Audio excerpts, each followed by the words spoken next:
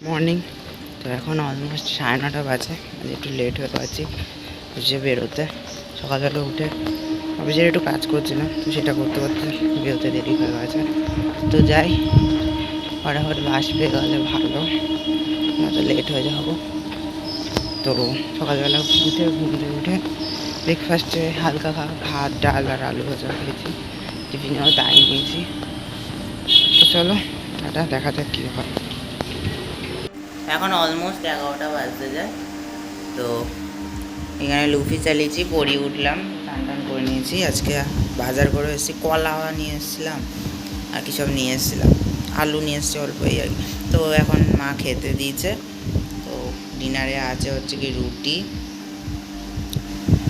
গাজর পেঁয়াজ ভাজা, গাজর ভাজা, একটা মিষ্টি, ছানার জিলিপি আর ঝোল ঝোল আলু তরকারি, আমার ফেভারিট।